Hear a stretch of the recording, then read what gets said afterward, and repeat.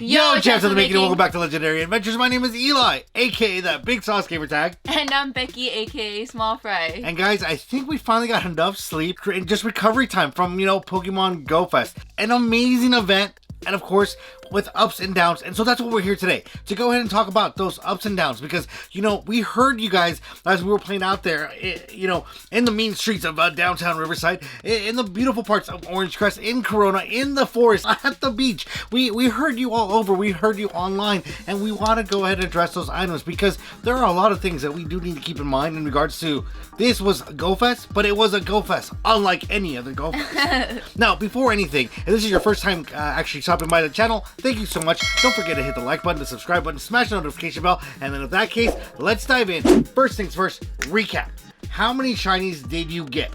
I ended up getting a total of 13 shinies without the gacha because none of them were caught by the gacha. Whoa. It was by hand. Whoa. Okay. So just to go ahead and give a little backside story in regards to that, if you watch the Spotlight Hour video, I had promised Becky a brand new gacha because the one that we had originally got her isn't connecting to her phones, which I've heard from many other trainers that happens. So we got her the egg one, which connects, which you can go ahead and have running in the background for her device. The thing is, she hasn't played with one in a while and wasn't truly relying on it.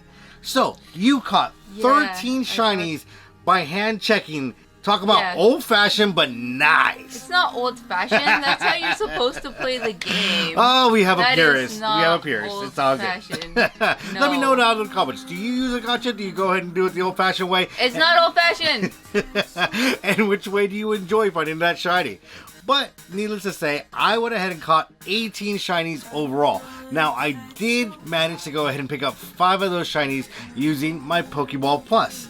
Okay, my Go Plus went ahead and came through. Alright, so what's your highest IV shiny that you caught? IV? Yeah, highest IV shiny that you caught from GoFest. Oh no, they were all trash. They were my shinies were trash. Oh my goodness, I think at best, and this one technically, I mean, it's a shiny nonetheless, and I'll put it up right here, but it would be my Kyogre. Now, my Kyogre, and this is the only one that is going to have good stats because it's one of the raid ones. If you're either a really high 2 or low 3, or amazing. So, I mean, that's pretty much what I snagged right there. You just went from here to all the way over here. But I'm just saying, like, that's what it is. That's a really good one, actually. I did not get a shiny legendary throughout the whole GoFest 2020, so I'm really bummed out on that one. So, my highest IV shiny for the 2 days is this Marowak right here you see on the screen.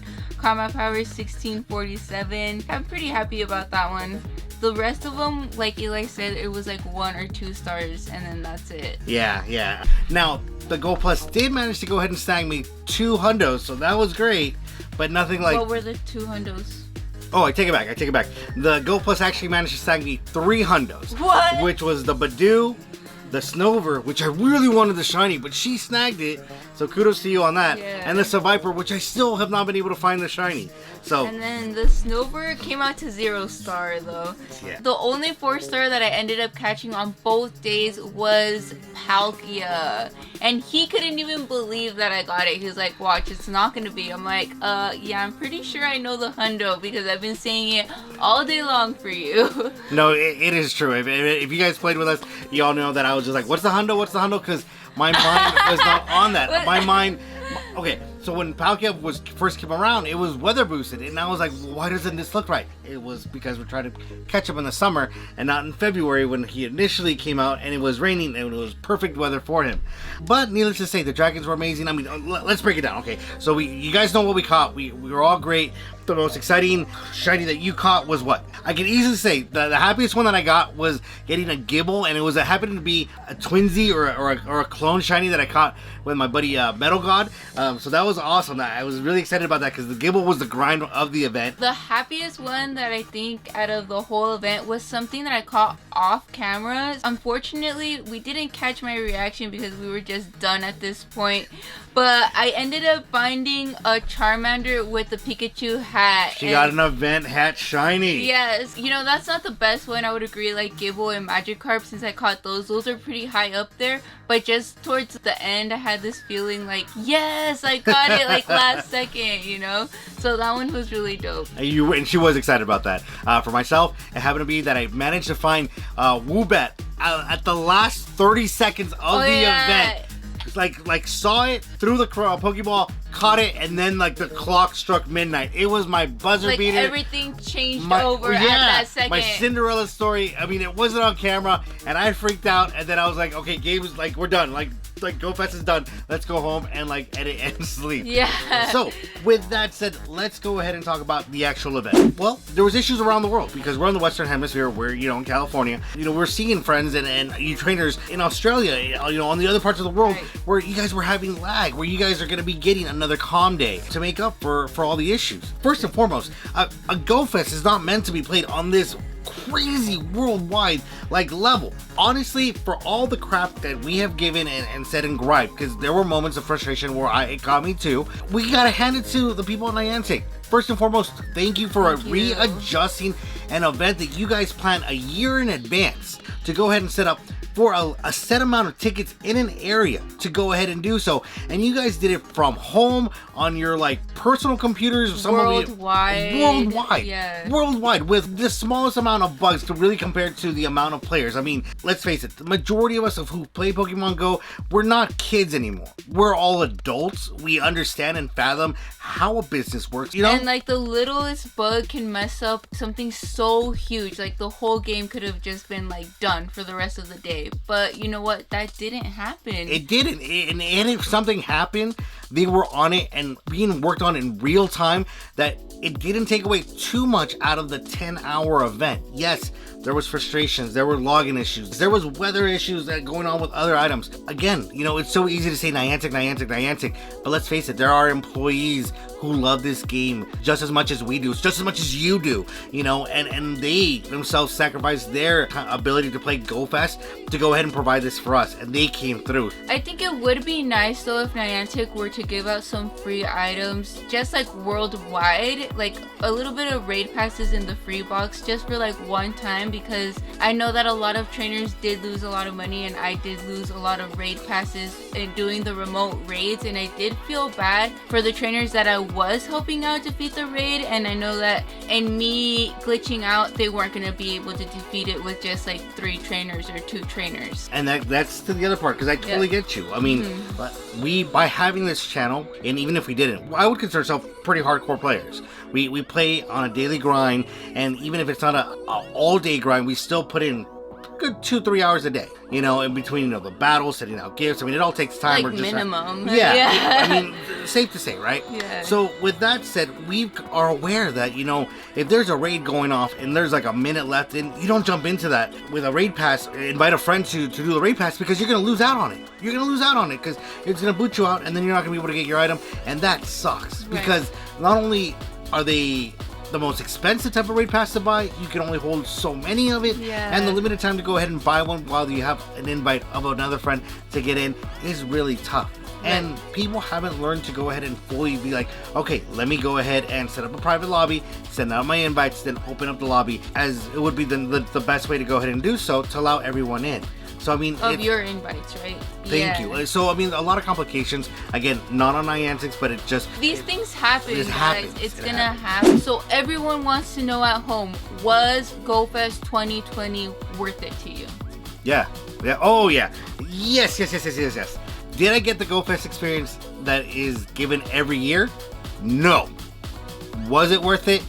Yes. It brought me joy during a time where there's a lot of negativity, a lot of worry, and for 2 days, technically 3, because even if you weren't playing your day when GoFest started and you were seeing the tweets and the feeds and everything that was going on in other parts of the world, you were getting excited. And when you took a break and you had something to eat and you tuned in to your favorite live stream or to catch up on the videos of your favorite creators, you were excited. It was dope. I think for me, I have to agree 100%. Yes, it was worth it.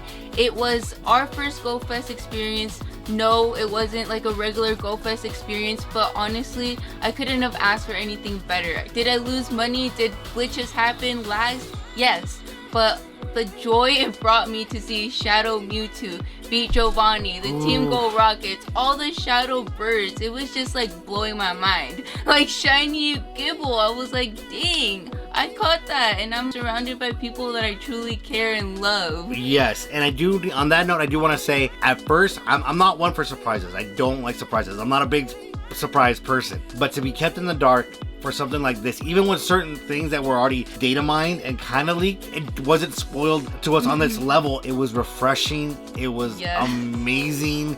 It was nostalgic. Oh yeah. Oh my god, there wasn't enough time in the day to still do all the things.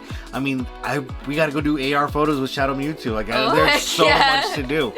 If there is another event on this, it can only get better, which is amazing. Because that's true. That's how I view it. As a first trial run, this was amazing.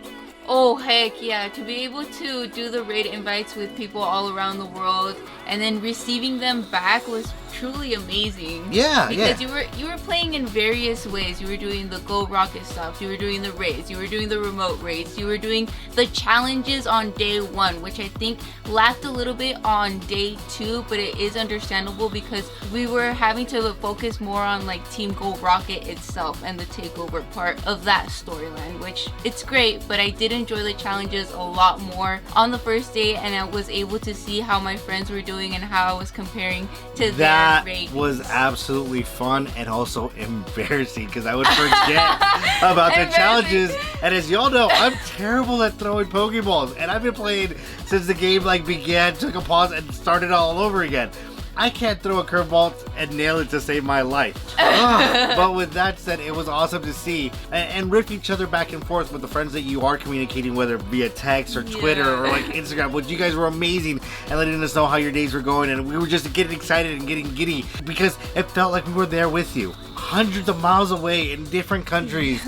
You know, we were connecting. We were connected, and that's ultimately what reminded me of like why I love this game so much and why we created this channel in the first place. It's to get everyone out of the normal everyday thing that you do, to help those who are shy, who suffer from anxiety, who are socially awkward, and be like, hey, I like playing that game too. Let's go play together. Let's go have fun.